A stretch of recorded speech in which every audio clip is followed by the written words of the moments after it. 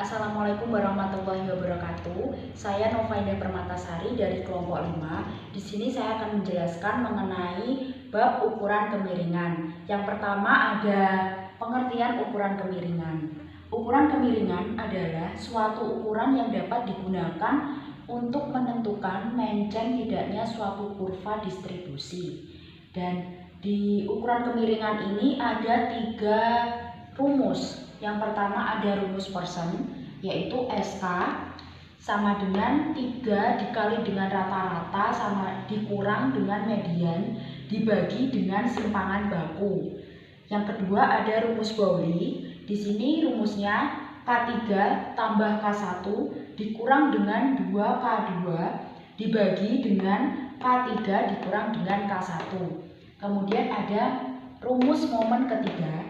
Ini ada A3 sama dengan sigma frekuensi D1 pangkat 3 dibagi dengan N dikurang dengan 3 sigma frekuensi D1 dibagi dengan N, kemudian dikali dengan sigma frekuensi D1 pangkat 2 dibagi dengan N, kemudian ditambah 2 sigma frekuensi D1 dibagi dengan N pangkat 3, kemudian dikali dengan C3 per simpangan baku pangkat 3. Sebelum saya menjelaskan ketiga rumus tadi, kita harus mengetahui nih angka dari F frekuensi sampai dengan frekuensi C-nya ini dari mana. Nah, untuk nilai frekuensi ini sudah berada di soalnya sudah ada. Kemudian untuk mengetahui MI-nya ini dari mana? Nah, 24,5 ini dari rata-rata dari 20 sampai 29. Jadi untuk nilai 24,5 ini rata-rata dari 20 sampai dengan 29. Begitupun dengan 34,5 ini juga sama. Ini rata-rata dari 30 sampai dengan 39. Sampai dengan 94 ini juga sama. 94,5 ini adalah rata-rata dari 90, sampai 99. Jadi semua ini rata-rata dari angka laba puluh juta ini. Terus kemudian DI-nya ini kok bisa min 4, min 3 ini dari mana? Nah, untuk mengetahuinya kita harus tahu letak kelas modusnya itu berapa. Modus itu kan nilai yang paling muncul. Jadi kita lihat dari frekuensinya ini berapa nilai yang paling banyak. Yang paling banyak ini adalah 25. Jadi letak kelas modusnya ini ada di 25. Langsung kita tulis angka 0. Untuk angka di atas kelas modus kita beri tanda negatif. Jadi kalau di bawahnya itu kita beri tanda positif. Jadi untuk di atas langsung kita tulis angka 1, berhubung di atas letaknya, jadi kita kasih tanda negatif, negatif 1, negatif 2, kemudian negatif 3, dan negatif 4. Untuk yang di bawahnya kita beri tanda positif, positif 1, positif 2, dan juga positif 3. Untuk mengetahui FI DI-nya, ini tinggal frekuensi dikali dengan DI-nya. Berarti 4 kali min 4 hasilnya min 16. Untuk min 21 juga begitu. 7 kali min 3 hasilnya min 21 sampai dengan 7 kali 3 hasilnya 21, kita total hasilnya min 1. Untuk mengetahui frekuensi DI pangkat 2-nya ini, kalau tadi frekuensi dikali dengan DI. Nah, ini FI DI pangkat 2 ini berarti DI dikali dengan F frekuensi DI. Jadi min 4 dikali min 16 hasilnya 64. 63 juga begitu. Min 3 dikali dengan min 21 hasilnya 63 sampai dengan 63 ini hasil dari 3 dikali 21. Di total semua hasilnya 325. Oke, untuk tepi kelas ini kita lihat di laba puluh juta ini angka awal kan 20. Nah, angka awal ini kita kurang dengan 0,5. Jadi hasilnya 20 dikurang 0,5 hasilnya 19,5. Kemudian dan seterusnya juga begitu, kita lihat angka di angka awal 20, 30, 40 ini sampai 90 ini kita kurang dengan 0,5, hasilnya kita taruh di tepi kelas. Oke. Untuk FC-nya kita lihat di frekuensi.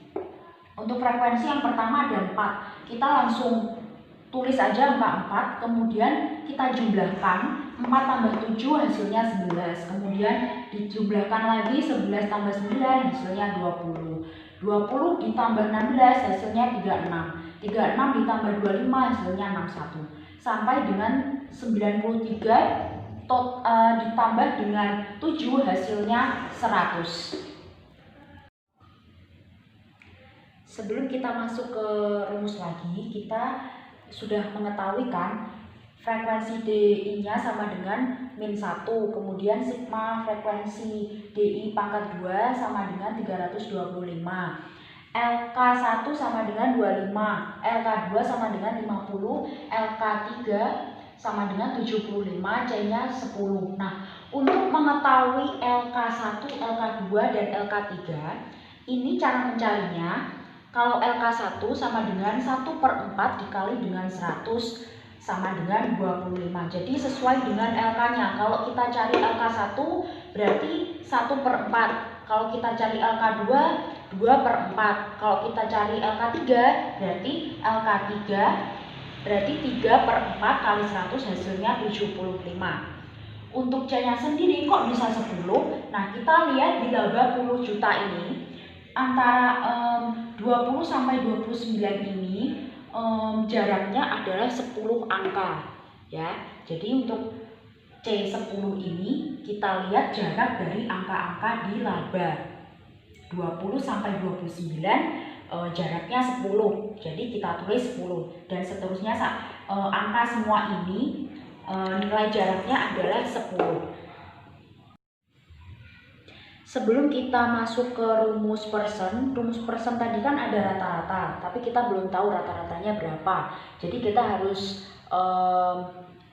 menghitung rata-ratanya terlebih dahulu. Rumusnya rata-rata 0, X0 ditambah dengan sigma frekuensi D1 per N dikali dengan C. Nah, untuk rata-rata X0-nya ini kita harus melihat angka 0 ini gimana. Jadi ini kan rata-rata. Nah, sejajar dengan 0 ini angkanya yang mana? Nah, 0-nya di D1 ini. Jadi rata-rata yang sejajar dengan 0 adalah 64,5. Jadi kita tulis 64,5. Kemudian ditambah dengan FIDI. FIDI tadi kita sudah tahu hasilnya totalnya min 1. Kita tulis min 1. N-nya ini total atau jumlah dari frekuensi. Jumlahnya adalah 100. Kita tulis 100 dikali dengan C. C tadi 10 kan.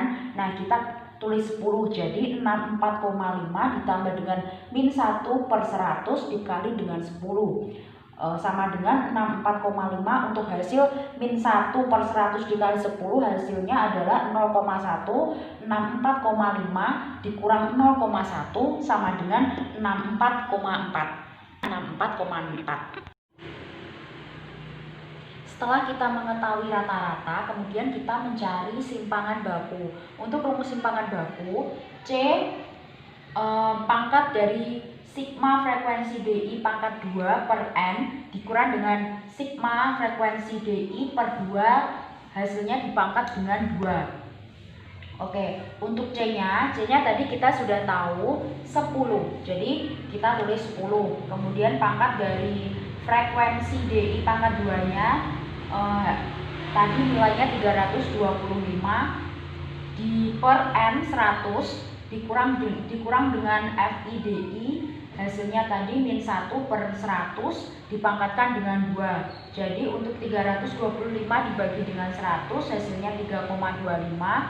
Untuk hasil min 1/100 pangkat 2 hasilnya 0,0001. Jadi untuk hasil dari 3,25 dikurang 0,001 pangkat 10 hasilnya 18,0.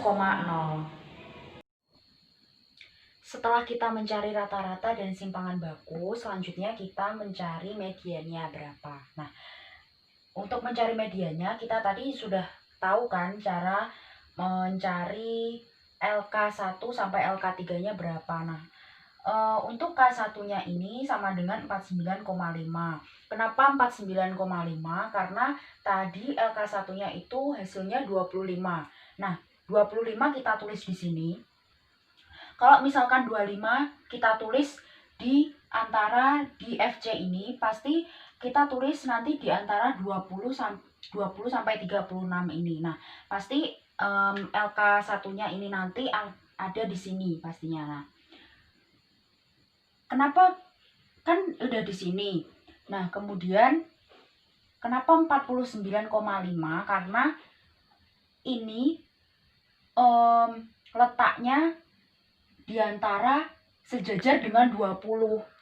Nah, 20-nya kan ada di sini yang sejajar dengan tepi kelas yang sejajar di 20 ini berapa? 49,5. Jadi tepi kelas yang ditulis di sini 49,5. Kemudian dikali 16. Nah, 16-nya ini dari mana? Kalau 25-nya ada di sini, nanti kalau misalkan kita jajarkan 16-nya 25 ini sejajar dengan 16. Jadi kita tulis 16 di sini kali 10 hasilnya 52,6. Kemudian untuk yang kedua, K2 59,5 sama kalau misal LK2-nya tadi hasilnya 50. Kalau misalkan kita tulis pasti di antara 36 sampai 61 ini. 50-nya kira-kira ada di sini. Nah, 50-nya ini atasnya 50 ini kan 36. Untuk tepi kelasnya yang sejajar dengan 36 ini adalah 59,5. Jadi yang kita tulis di sini 59,5. Dan kemudian 36 kita tulis di sini dibagi dengan 25. 25-nya ya sejajar dari 50-nya tadi, 25 di sini. Untuk frekuensinya 25 yang ditulis. Ini dikali 10 hasilnya 65,1. Mediannya 65,1. Kenapa median? Ini kan angka tengah-tengah. Jadi K1, K2, K3 yang jadi tengah-tengahnya kan K2. Nah, jadi mediannya ya yang K2 65,1 ini menjadi median. Kemudian yang K3 69,5 sama K-nya LK3-nya tadi hasilnya 75. Kalau misalkan kita tulis pasti di antara 61 dan 76 ini di antara titik sini. Kemudian yang sejajar dengan 61 tepi kelasnya ini kan 69,5 yang kita tulis ya 69,5 ini.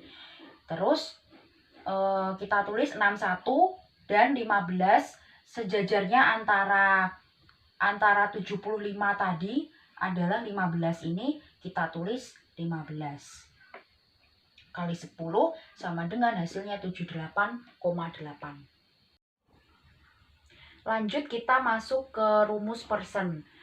Tadi kita sudah tahu rata-rata dan mediannya berapa. Kita langsung masuk rumus persen. Untuk rumus persen tadi SK sama dengan 3 rata-rata dikurang median dibagi dengan simpangan baku. Tadi kita juga sudah mengetahui simpangan bakunya berapa. Jadi kita tinggal masukkan aja 3 kali rata-ratanya tadi 64,4 dikurang medianya tadi 65,1 dibagi dengan simpangan bakunya tadi 18,0. Jadi hasil dari 3 kali 64,4 kurang 65,1 per 18,0 hasilnya min 0,12 dan ini angkanya sudah dibulatkan. Lanjut kita masuk ke rumus Pauli. Untuk rumus Pauli tadi kan rumusnya sudah saya jelaskan ya. Ini kalian bisa lihat rumusnya, tinggal dimasukkan angka-angkanya saja. Untuk K3-nya tadi 78,8, K1-nya 52,6, K2-nya ini 2 dikali dengan 65,1 per 78,8 dikurang 52,6. Hasilnya min 1,2 per 26,2 hasilnya min 0,045. Jadi tadi untuk rumus persen hasilnya negatif. Kemudian rumus Pauli juga negatif. Berhubung nilainya negatif semua, maka distribusi laba yang diperoleh tersebut menceng ke kiri dan condong ke kanan. Selanjutnya kita masuk ke rumus yang terakhir, rumus momen ketiga. Untuk rumus momen ketiga ini kita butuh frekuensi D1 pangkat 3. Nah, untuk mencari frekuensi D1 pangkat 3-nya ini tinggal frekuensi D1 kali frekuensi D1 pangkat 2. Jadi min 16 kali 64 hasilnya min 256 dan seterusnya. Min 189 ini hasil dari min 21 kali 63 sampai dengan 189 ini hasil dari 21 kali 63. Total dari frekuensi D1 pangkat 3 ini min 193. Untuk masuk ke rumus momen ketiga, untuk rumusnya tadi sudah saya jelaskan di awal. Tinggal kita memasukkan saja, tinggal menambahkan frekuensi D1 pangkat 3. Untuk frekuensi D1 pangkat 3-nya ini min 193 kita masukkan di sini. Min 193 per 100 dikurang 3 kali min 1 per 100 kali 325 per 100 plus 2 kali min 1 per 100 pangkat 3, dan nanti hasilnya akan dikalikan dengan 10 pangkat 3 per 18 pangkat 3. Untuk hasil yang kita hitung tadi di sini, ini hasilnya min 1,93 tambah 0,0975 tambah 0,0002 kemudian dikalikan dengan 1000 per 5832 hasilnya min 0,31. Jadi untuk hasilnya min, oleh karena itu maka distribusi laba juga menceng ke kiri dan condong ke kanan. Sekian penjelasan dari saya materi ukuran kemiringan. Bila ada kurangnya mohon maaf. Wassalamualaikum warahmatullahi wabarakatuh.